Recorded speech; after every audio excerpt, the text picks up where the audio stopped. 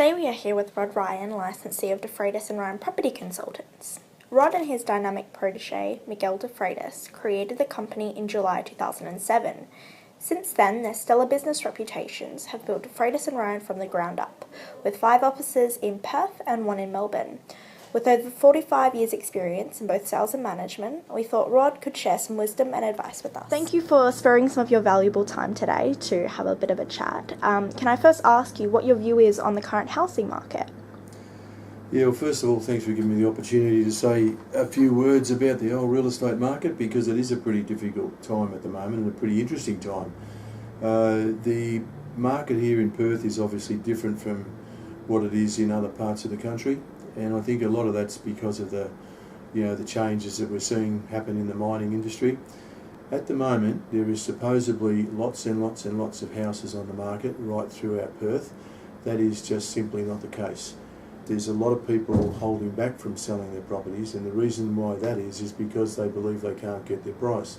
Is because a lot of the people feel that the market hasn't as yet bottomed, so they don't want to go and pay $500,000 for a house now that they feel that they might be able to buy, again in 6 months' time for $480,000. So in some instances, you've got buyers that are holding back from buying, you've got sellers that are holding back from selling, and then you've got a rental market which has been continuing to decline as far as the rental values are concerned, and I can't see that changing much either at the moment. The only thing that's sort of the favourable thing in there is the fact that interest rates are low, and so that people aren't being hurt too much because they're being able to hold on to those properties. So what advice would you give to someone who are unsure whether to rent or buy? I'd have to say that I can understand why potential purchasers would sit on the fence a bit at the moment, because they would be under the impression that the market hasn't bottomed. Having said that, there are some good opportunities around, particularly with some of these properties where you've got potential rezoning and so on, so people can do quite well with that. And there's also opportunities if you're buying and selling on the same market that you can do extremely well. As far as your first home buyers are concerned, I think that the sooner that a first home buyer gets their foot on the property ladder, if you like, the better. And so I don't really think it matters too much as to whether they buy a property today and that property is worth $10,000 less in 12 months or 2 years' time.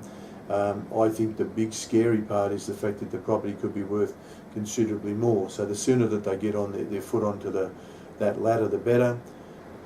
The preference for me is always for people to buy as against rent.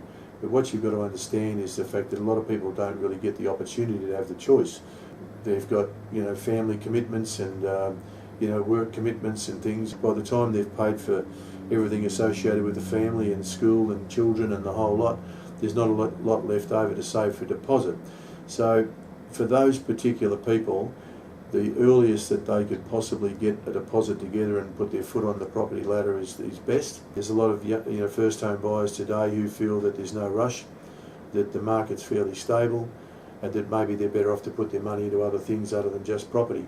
And as a real estate agent, I'm focused on everything's got to be bricks and mortar and so on. But the people could say that at the moment that you're better to rent than what you are to buy, because it can work out a cheaper option and you've got a lot more flexibility, and you don't have the big commitments of mortgages and things like that. So it is a very interesting situation. But in summing it up, to me, the earlier that you get your foot on the property ladder, that's a pretty wise thing to do, and I think that can lead to the fact as you get a little bit older that you get some financial security through building wealth through property. I've had to go at building wealth through the share market, and I'd suggest to you that I would have been better off doing it through bricks and mortar. So thank you very much for joining us today. It's been a pleasure talking to you. Thank you very much indeed. Ta.